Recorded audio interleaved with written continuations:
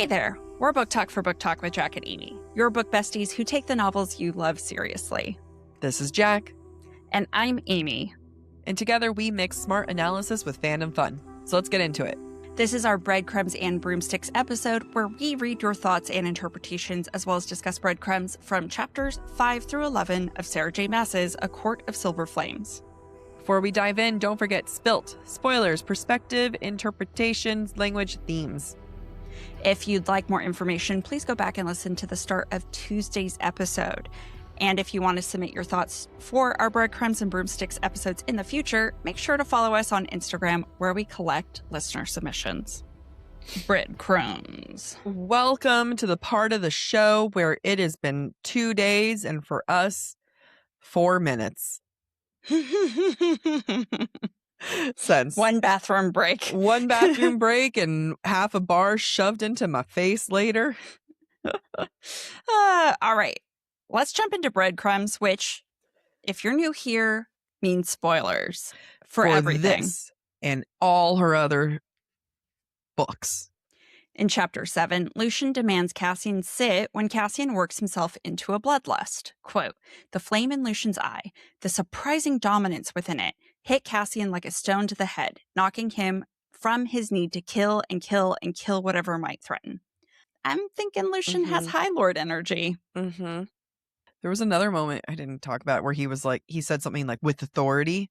And Cassian was like, I wanted to like bend the knee. That's not what he said, but you know. Also in Chapter 7, Cassian threatens to kill Eris. But Eris tells him, quote, "Then you would certainly have a war on your hands. My father would go straight to Braylon? How do we say her name? Braylon? My father would go straight to Braylon and Kosje, I suppose, then go to the other discontent territories, and you would be wiped off the proverbial map. Perhaps literally, since the Night Court would be divided up between the other territories if Rhysand and Feyre died without an heir. It's a very convenient foreshadowing of what could happen. And some stakes that are about to be revealed. Mm-hmm. In Chapter 9, when Nesta meets Gwyn, she notices the other Fae's otherness. Quote, "She was young, almost coltish, with her slender, elegant limbs. High Fae, and yet Nesta couldn't explain the way she sensed that there was something else mixed into her, some secret beneath the pretty face. Gwyn has Lightsinger heritage, the significance of which we don't understand yet." Lightsinger? Yeah. What's Lightsinger again? I don't know. That's the problem. She's siren or part water. Oh, yeah. Okay. That's right. Light singers are fairies residing in the bog of Orid. They possess the ability to kill mortals and fairies. These ethereal beings deceive their prey. So yeah, a type of siren. She's part water siren, and then her father we don't know, and people suspect might be Tamlin.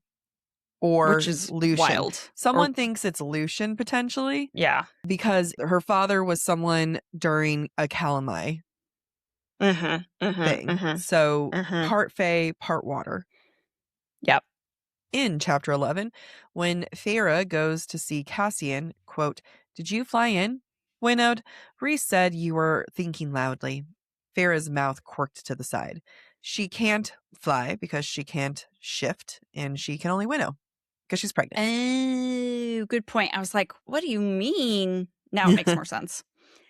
Also in Chapter 11, while Cassian and Feyre are talking, quote, "Cassian refrained from observing that both sisters seemed to need each other, that Nesta perhaps needed Feyre more than she realized, and from mentioning that this mess between the two females hurt him more than he could express." I think that's a little mate clue that Cassian's hurting because his mate is hurting and is hurting his high lady. I feel like I wish Rhys had the same pain. I think where it's like, rather than I'm hurting because my mate is hurting, it's I'm going to kill you because my mate is hurting. Yeah, exactly. But that's because Cassian likes Feyre. It's all like, but Rhys could try. Anyway, Cassian tells Feyre, he's got your scent shielded too. Feyre grinned. It's all part of the same shield because she's pregnant and they're trying to hide her baby smell. Babies. All right, we're going to move on to broomsticks. And the question we asked is, how do Nesta and Cassian bring out the best or worst in each other? And this was the first time we were like, if your answer is too long to put in a question, please don't DM us. Send it to our other thing. I will say, I love getting everyone's DM. It is hard to like remember to go through them, not because we forget them, but because they get lost. And then Yeah. someone will say something cool and I'm like, oh, that's a good point. And then lost they go into the depths of DMs. So it is easier for us to keep track if you use the form on our website, because that sends us an email and then I keep them in a folder. People have a lot to say and we're really happy people engage. Yes. We just also lose track easily. Mm-hmm. All right, we're going to start with an email from Stephanie, who said, Nesta/Cassian, best and worst. They challenge each other to think different than what they're used to.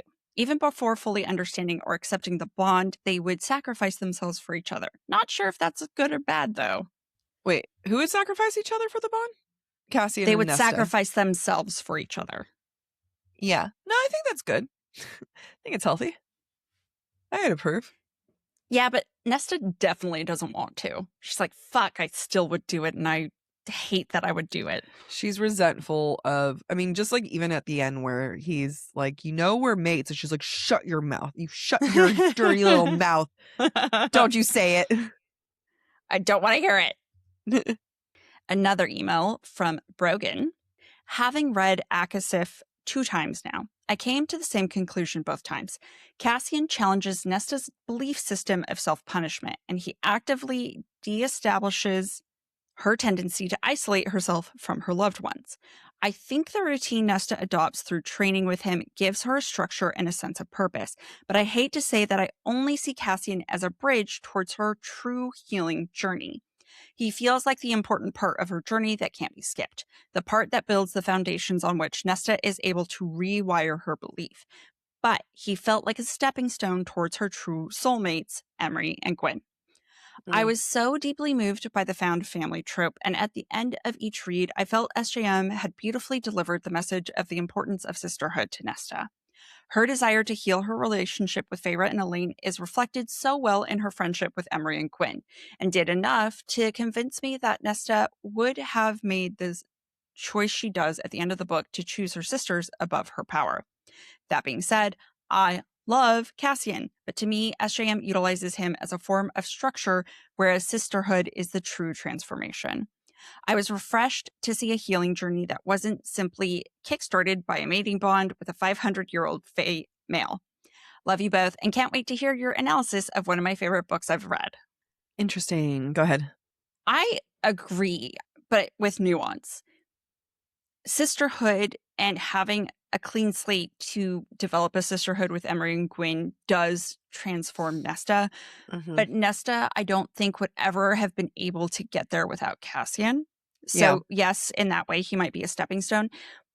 But it's not one she chose. He drags her kicking and screaming out of herself. He drags her into socialization and learning to be in her body. I think that, yes, SJM utilizes him, but he wants to be utilized, right? He wants to be a tool for the people he loves. He wants to be helpful to the people he loves. And he's very willing and happy to be that for Nesta. Yeah. So is it a bad thing? I don't think so. Well, I think it's a use of words. If you want to call it a stepping stone, then it's not shading this person at all. But I think that another way of reframing it is when you're with a partner, you should feel safe enough to expand and explore. And I know Nesta's not with Cassian, and I know she doesn't necessarily feel safe, but riddle me this, would Nesta have been willing to go talk to Emery and Gwyn as much as she did if it was after Cassian told her that she wasn't worth fighting for and no one wanted her and everyone hated her, right? She talked to Emery after thinking about how Cassian never balked from her. Yeah. You had that thought, and then you have her going to talk to Emery.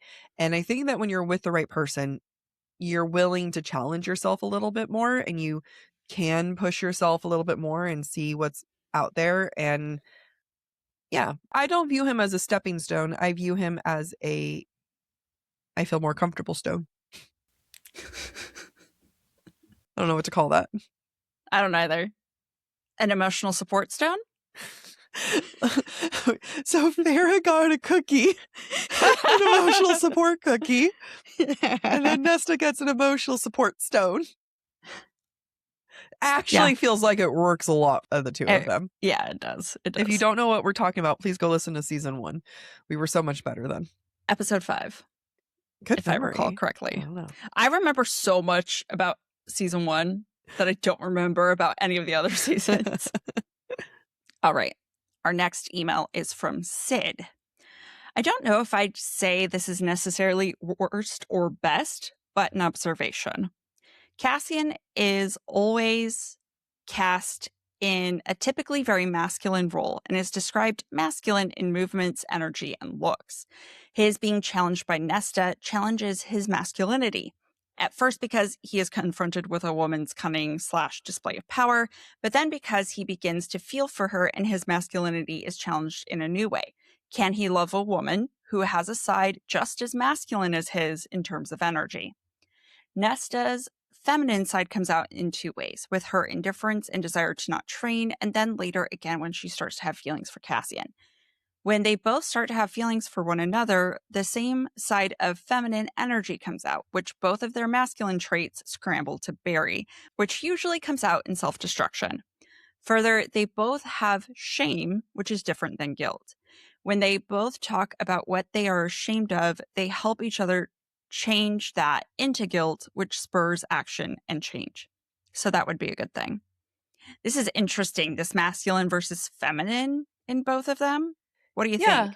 I love this interpretation, and this is not me. Like this, when we say like the readers have their own interpretation of the text, like this is one of those things where I love, like, yes, that's your interpretation of the text. I love it. I feel like my interpretation, I've never interpreted Cassian as claiming masculinity. I've never viewed him, and I could be, give me an episode, I'll probably change my mind. But from what I remember and recall and what I've seen before, I think Cassian has never been threatened masculinity wise because he's the general of an army, right? He is one of the strongest Illyrians to ever lived. He talks about having like to be able to kick Rhys's ass. Like, I don't view him as being threatened. Now, if we want to talk about feminine energy and we want to talk in a heteronormative way that, he's more emotionally in tuned, then dare I say, Nesta, like I find him to be very emotionally intelligent, which as a society you might deem as a quote unquote feminine trait. I find his femininity to be challenged. His ability to embrace that quote unquote feminine side, to embrace that, that side of himself that gets to feel those feelings is the most threatened part of Nesta and her quote unquote masculine traits. I want to dovetail off of that because I can see both interpretations. Yeah. In some ways, so Cassian is very comfortable in his masculinity. And by Nesta rejecting to train with him, she is rejecting his masculinity. Less threatened, but more just like outright like, no, fuck you. Yeah. She also rejects his femininity. She rejects his attempts to relate to her, to tell stories about how he has also struggled. To feed her, right? Yeah. That is a very feminine, what we would describe as a feminine quality. And so she has rejected the good masculine and the good feminine energy in Cassian, which explains why Cassian fucking shuts down. Because he's just like, well, I can't do fucking anything. She doesn't like any part of me. Now, what does that say about Nesta and what energy she's channeling? I do think if traditional heteronormative literary lens tells us that the masculine energy is not emotionally intelligent, which is not the truth, it's just how we use it in literature, then yes, Nesta is channeling masculine energy that rejects emotion, that rejects help, that rejects all of these things, right? But she does also possess feminine energy with her smutty books, but that is sacred to her. And she's not willing to share it because it is so sacred. And so she has to find a way to be able to share the feminine side of her. And it's not until she does that Cassian is let in. I actually find them to be a very refreshing sense of a couple that both have the feminine and masculine energy that do counterbalance one another nicely when they decide to play nicely. And maybe I'm projecting in a way because I find that I myself as someone who has both energies. You can view my drive as a very masculine trait, which is sometimes guys do view. So yeah, like this could be me projecting absolutely and being like, there's a balance. They can both have it. It's fine. She's feminine too. I'm reading from Instagram. Cassian sees through her walls and believes enough to bring her out of the darkness she's in. Yeah, he calls her on her walls immediately. Which she doesn't like. No. Nobody does. No. I feel like we've said this before in a previous episode, but as much as I love this book and I love everything about Cassian and Nesta, I find it to be a very unhealthy representation that I feel like no one should ever expect or wait for someone to try to bring down their walls. And I know that's something that like every once in a while I'll see a TikTok of someone being like, and my boyfriend, every time I tried to break up with him, he said no, like he knew I was just running away. And it's like, you don't wait for someone like that. Like that's also what says that about them. Well, I mean, what does that say about them? I think that's still valid here. Yeah. Cassian doesn't view himself very highly. It's not just that he believes in Nesta, he doesn't value himself. Yeah. The way that he values others. That's why he's willing to wait. Yeah. He's got nothing better. Oh my God, this is harsh. If Cassian respected himself more, he would have left Nesta a while ago. Exactly. That's some harsh ass. I know someone sitting in their car or wherever they're listening going, oh my God. So if you're waiting for someone to come banging at your door, you're waiting for someone who has a lot of issues themselves.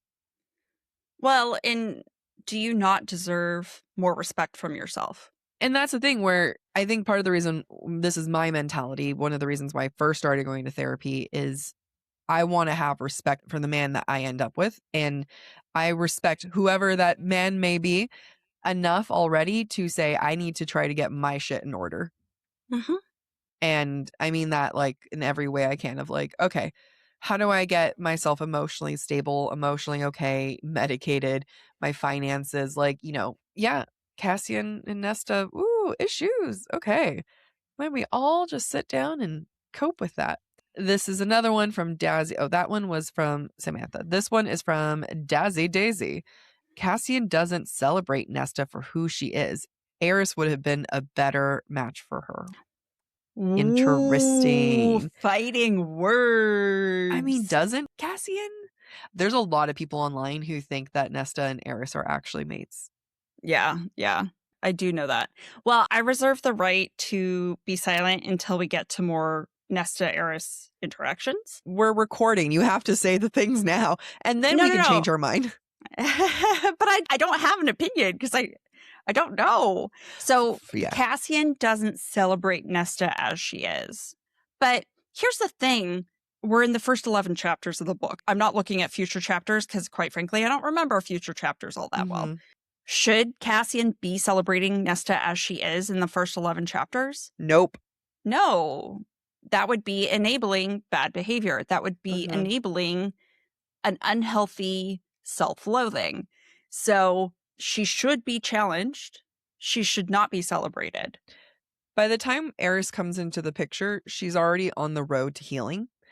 And it's very easy to say, like, and I'm not saying easy for you, sorry, listener, but it's like I could see it being narratively easier to say, oh, these two work because there's no conflict here. Well, Eris got to come in during the easier part. Yeah. Here's my feeling, and I might not articulate this well. It's akin to this idea that Nesta chooses Gwyn and Emery because they have a blank slate versus her sisters with whom she has more trauma and issues and history that she has to deal with. Sure, Eris might be a better fit because she has less baggage with him, right? Yeah. Whereas she has baggage with Cassian. She has caused him harm. it is much harder to pursue that, just like it's harder to heal with her sisters.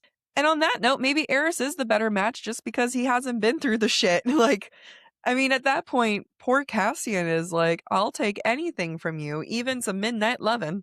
Yeah. The only person who did some healing in this book, I'm going to guess, is Nesta. I don't think Cassian does a lot of healing in this book. No, he does at the very end when he's willing to walk away from her. I see. I don't even remember that. From what I remember, he's willing to walk away from her and is like, all right, I'm done. Like, I have thrown myself at your feet enough times that I am done. And then she's like, fine, we're mates. Are you happy now? Yeah, I don't remember. I think that's how it goes.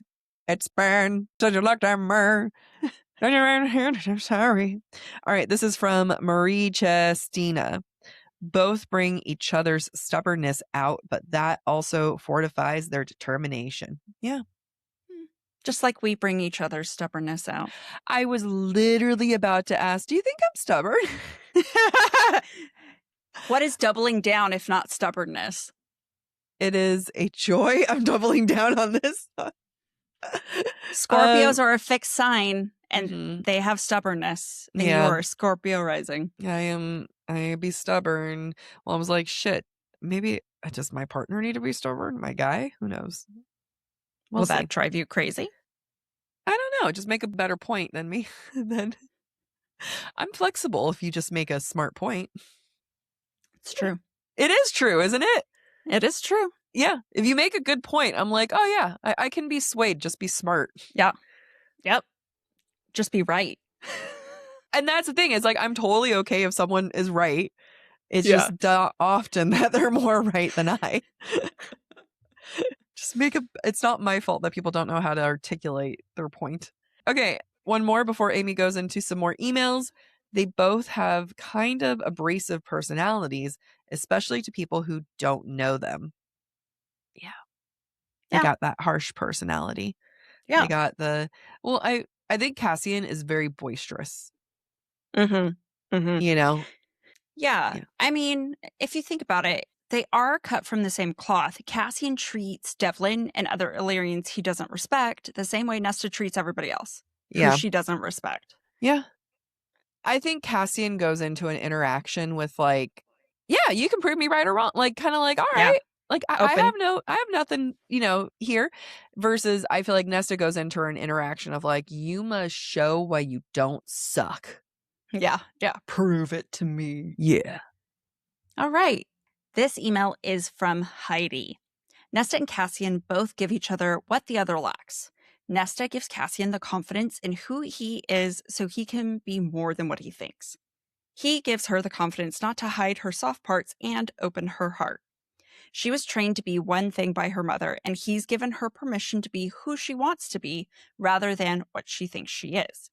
However, they both have a similar flaw in that they have tempers and they come out in similar ways to the point they will regret things they've done and said. But on the flip side, they bring out each other's fire, willing to kill for each other, and when they trust each other, that fire kills Brialyn and Lanthus. I mean, honestly, in a lot of ways, compared to Feyre and Rhys, I would say their relationship mirrors more relationships in real life. Go on. Just because I think, and maybe it's just the relationships I've been around. I know. It was right? like, I'm like, wait a minute. Like, you're like the anxious and avoidant attachment is really a relationship. No, I mean, this idea that they argue with each other, they're both kind of like set in their viewpoints, and they say things to each other that are mean, that they know they shouldn't say. But at the same time, they're willing to die for each other. They'll go to the mat for each other. I feel like that's a lot of people. I don't know. I don't think so. I feel like my parents had a very Feyre and Rhys relationship. It was very playful. They were flirting with each other constantly. It was very calm, very playful. I mean, like, and that's the side that I think I'm like, I lean more towards the Feyre Rhys side of things, where I am much more playful. I'm not abrasive. I'm not going to start even a joking argument. Yeah, I don't even like joking arguments. Like I establish in relationships early on of like, you will not call me a bitch, even if you're joking. And I'm not saying that the Cassian and Nesta one doesn't exist. You know, I could see my grandparents being Cassian and Nesta, you know, but it's, couldn't you see that with them? They're just saying shit to rile each other up. Yeah. I think when you look at it like that, people can start to see the differences, right? Like think of a couple that just likes to rile each other. Like one party likes to rile up the other one. And I can think of a lot of those, unfortunately. And then think about another relationship that's like, they're just more playful. Like, yeah, you know, you've seen me in relationships. Granted, the guys weren't very playful, but I'm very playful, you know, like, yeah. I like the way that you broke it down a little bit that way, because I think it takes it from this very fantasy world to archetypes we see in relationships all around us. Yeah. I mean, I've seen both types of relationships in my brothers and their partners, right? Yeah. Or in the people around me. And I guess that's what I'm trying to say is that they are just one archetype of a relationship. And I appreciate that SJM has done something different than Feyre and Rhys. Agreed. Especially since you could argue Feyre and Rhys and Bryce and Hunt are similar. It's a very playful energy, right? Aelin and Rowan's just boring. Prove me wrong. No, I like him, I guess. I'm getting there. But it's like they're just like a different. Nesta and Cassian are probably one of the more distinct archetypes of relationships. Yep, I agree. This one's short. This is from Charlie. Nesta needs to chill out, in parentheses, orgasms. Cassian is a cocky man who needs a cranky girlfriend to keep him in check and busy.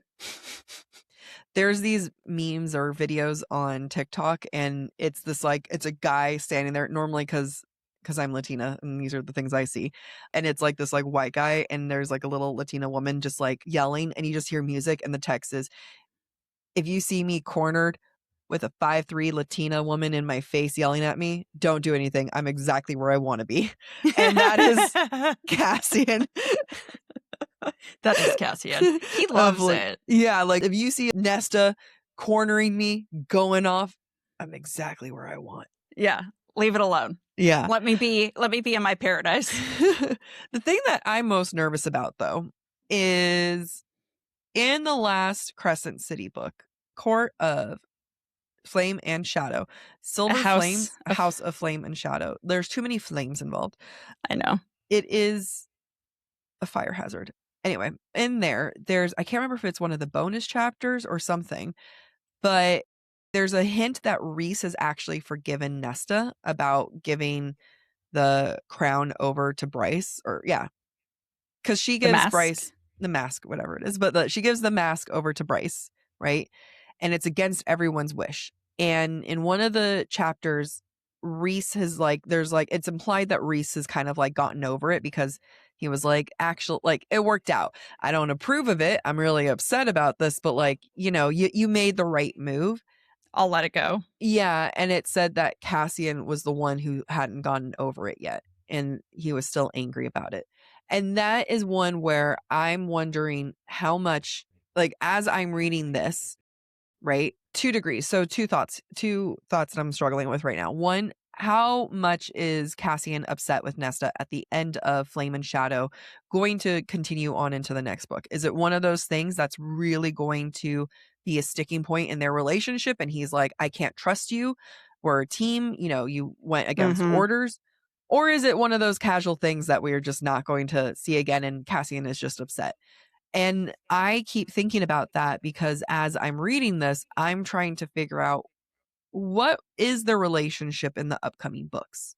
Because the Nesta we get in Flame and Shadow, which I do want to go back and just listen to those parts, because it'll be interesting, because that's a Nesta of like, 6 months or something like that after this book. She's confident. She can go do things on her own. They're just letting her go and take random people through on a little adventure and stuff. And like, if you think about it, their relationship is still so early and insecure. So that's all. Like, it's a lot of like projecting and thinking about the about Flame and Shadow and about the next ACOTAR book that she still hasn't announced. I know. I know. Maybe she'll announce it at BookCon. Who knows? I don't know if we could make it, if we could survive. If we were there and we saw it and she announced it, in my mind, it's very, it's like a presidential thing where she goes and she like does like a, announcement to the people, and we're all just in an arena being like, woo. And then she was like, and now it's turned into like Steve Jobs, and it's like, and now my project, the iPhone, ACOTAR 7. Yeah. 6. 7 or 6? 6. 6. Okay. I already have my sights set on somewhere else. But yeah. Yeah, I haven't read the bonus chapters from Flame and Shadow because I'm a terrible human being. I could see it going either way, right? Because he is the general, and to be a general, people have to obey orders. And if Nesta's not obeying orders, like that's against his ethics, right? Yeah. So I could see him being upset with that. It might also speak to the fact that I love you, you've grown so much, I still don't trust your decisions about your own safety or about the safety of others. Could be that. It could also just be like, how the fuck could you accept like that person is an enemy and you gave them one of our most powerful tools? Like it just might be a mind fuck for him. Or it could mean nothing. He could get over it after a couple rounds in the bedroom. So that's all that I'm thinking about, like, when I'm reading this is, like, what's their relationship? Because for me, it left off in a very ominous, maybe by the time you get here, I'll have found what I'm talking about, and then I'll read it to you. And when I say read it to you, hand you my phone. And see if it's as ominous as I felt like it was. Yeah. Okay. Because I could just be like, he's mad, I don't like it. For context, I'm going over to Chuck's for the Super Bowl. That's why she's like, when you get over here. It took me, when you get here. I thought you were talking about the listener when they get to this recording airing. Oh, that's so funny. No, you personally. I don't talk to them. Love you guys. This whole show is about talking to them. It's so funny. All right. Thanks for listening to Book Talk for Book Talk with Jack and Amy. Join us next week as we dive into chapters 12 through 16 of Sarah J. Maas's A Court of Silver Flames. If you're enjoying the show, don't forget to rate, review, and subscribe on your favorite podcast platform. It really helps other readers find us. And of course, we'd love to hear what you thought of today's episode. Share your comments through our form at booktalkforbooktalk.com, and we might feature your feedback in a future mini episode or in a Patreon exclusive episode. For merch and more ways to support the show, head to booktalkforbooktalk.com. You can also follow us on TikTok, Instagram, and YouTube at the handle booktalkforbooktalk. And don't forget to join us as we keep the analysis going by subscribing to our Substack to get more insights into the romantasy and romance genres. Head to the subtextsocietyjournal.substack.com. Bye. Bye.